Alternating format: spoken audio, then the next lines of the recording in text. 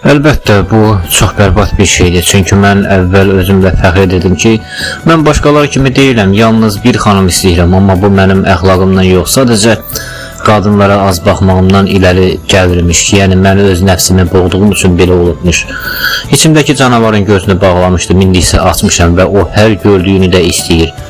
Və beləcə artıq düşündüm ki, Allaha olan vədi pozdum. Çünki mən artıq Allahın verdiyi qadını yox, öz istəyimi, seçəcəyimi Allaha bəyan etdim və Allahın qabağında da sındım. Mən həmişə yüngül əxlaqlı qızlara nifrət eləmişəm. Hətta onlara rast gələndə, onlar mənə nəysə deyəndə belə çalışırdım ki, özümü eşitməməzliyə vurum. Çünki yüngül əxlaqlı qadınları aşağı, yəni xidmət etmək üçün var olan alçalmış insan formalı varlıq kimi qəbul edirdim. Lakin heç vaxt ağlıma gəlməzdi ki, nə vaxtsa tərs kimi qadın azadlığını dəstəkləyən, bu bədən mənimdir, özüm bilərəm deyən qızlara vurulacam. Hətta bu elə bir məqam oldu ki, Allah özü iffətli qızı mənim yanıma gətirsə, desə ki, budur gətirmişəm, indi sahib çıx, həyat yoldaşındır, bu sənin ömür gün yoldaşındır, sevib xoşbəxt olacaqsan, bu səni xoşbəxt edəcək, mən Allahın verdiyi qızı rədd eləyər, yenə də vurulduğum o 4 qızdan birini sevərdim. Çünki o qızlarda adi iffətli qızlarda olmayan bir şey var idi, azadlıq hissi. Halbuki bu azadlıq məndə yox idi, onlarda var idi. Mən özümdə olmayan azadlığı o qızlarda olduğu üçün onları sevirdim. Mən adi kənd qızı və ya həyatın vurub sındırdığı çarəsizlikdən başı aşağı qadın istəmirdim. Mən tam azad halı ilə məni sevib ram olmaq istəyən bir liberal qız eşqinə düşmüşdüm və bu 4 qız onlardan idi. Lakin bu mənə əziyyət verirdi. Çünki bir neçə qızı istəmək dəhşətdir. Sən çıxılmaz vəziyyətdə qalarsan. Axı adam birini əldə edə bilməzkən, biri ilə bacarmazkən 4 qızı istəmək nə idi? Ona görə də öz beynimi aldatmaq üçün özümə yeni bir qız tapdım və ona baxmağa başladım. Məqsədim fikrimi birinə yönəltmək idi və bu məndə alındı. Mən yeni bir gənc qıza vuruldum. Mən ona vurulanda səhv etmirəmsə 25 ya 26 yaşı olardı, bəlkə də artıq qadın idi, nə bilim. Mən onu ancaq bəzəkli, makyajlı vaxtlarında görmüşdüm. Axı bilirsiniz, qızlar adam içində əsasən də sosial mühitdə çox gözəl görsənirlər, amma məni o qıza vurulmağa vadir edən şey sırf o qızın özündən arxayınlığı çox oğlanla gəzib, sırf pul üçün görüşüb münasibət qurması sayəsində özündə bir azad maddiyyət qurması idi. Mən bu qıza heyran qalmışdım və ona da deyim ki, adi qadınlardan fərqli olaraq bu tip qızlar pulla görüşmür, pulla münasibət qururdu. O qız deyirdi ki, mən pul ilə sevgili olaram. Yəni onun danışıqlarından belə çıxırdı ki, mən özümü yeyib bitirirdim ki, axı mənə nə oldu? Mən indi namuslu qızları yox, məhz gəzəyən liberal sekulyar qızları sevməyə başlamışdım və sonunda birinə də dəlicəsinə vuruldum.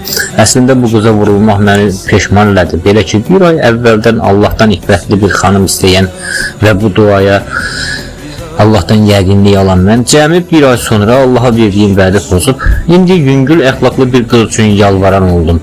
Hələ üstəlik də Allaha dedim ki, bəlkə sən bu qızı mənə qismət eləyəsən, o da yüngül əxlaqlı olmaz, məni sevər, mənimlə birgə yaşayar və mən onu əsl xanım kimi saxlayaram.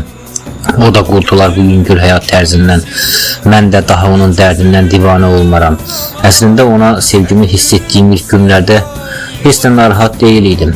Ona ilk dəfə baxmaqda məqsədim o digər 4 qızı unutmaq idi. Lakin vurulduğum o 4 qızı unutdum, amma bunu dəlicəsinə sevməyə başladım. O 4 qızı çox da açıq-aşkar danışmazdılar. Onlar da həm də yaşca biraz balaca idilər, təxminən 18-19 yaşlarında. Amma bu daha böyük idi. Həm də öz söhbətlərində polemika yaradan, cəmiyyəti təhrik edən sözlərdən istifadə edirdi və onun bu sözləri məni dəli edirdi. Mən ona qəzəb duyurdum.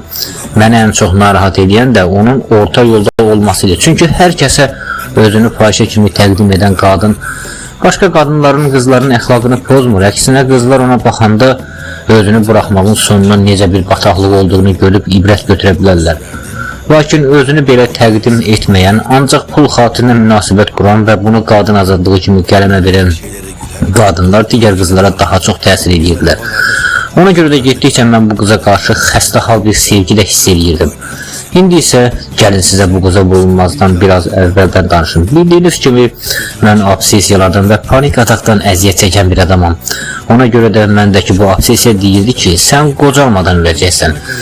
Yaz ayları ərəfəsi, təqribən mart ayı olardı. Mən sosial mühitdə və televiziyada eşitdim ki, gənc bir qız özünü öldürüb. Mən bu özünü öldürən qızı görəndə dedim ki, ilahi, bu qız nə qədər də gözəl imiş. Bu bizim ölkədə ən gözəl yeniyetmə qız imiş. O nəinki ölkədə, hətta mənim gözümdə dünyanın ən gözəl qızı kimi görünürdü. Ona görə də məndəki obsesiya daha məni çox incitmirdi. Çünki bu obsesiya yadıma düşəndə deyirdim ki, o cür gözəl ölüb, artıq ən gözəl qız ölübsə, mən niyə ölməkdən qorxum? Çünki öləndən sonra gördüyüm bu qıza da vurulmuşdum. Ölümündən sonra gördüyüm bu qıza da vurulmuşdum.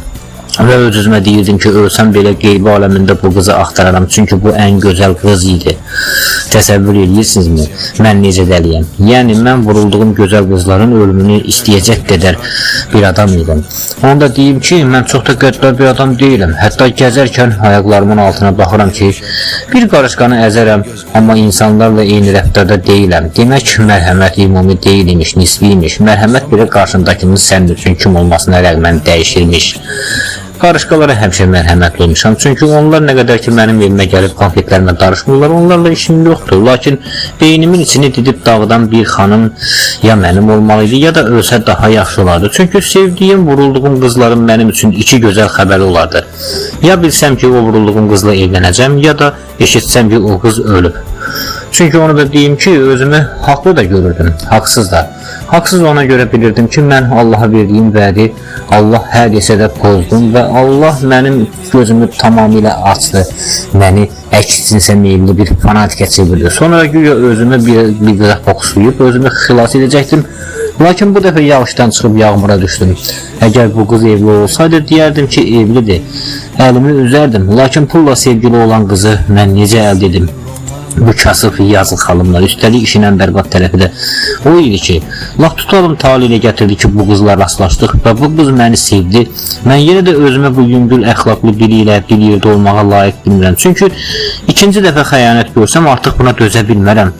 Üstəlik də bu nə ağıldadır ki, bundan uşaqlarım da olsa, bu uşaqlarımıza nə ağıl öyrədəcək? Təsəvvür edin, bir şeyi dərcəsinə istəyirsən, amma əldə etsən, bir dərd, əldə etməsən başqa bir dərd. Bu da Allahın mənə cəzası oldu ki, mən ona verdiyim vədi pozmuşdum axı.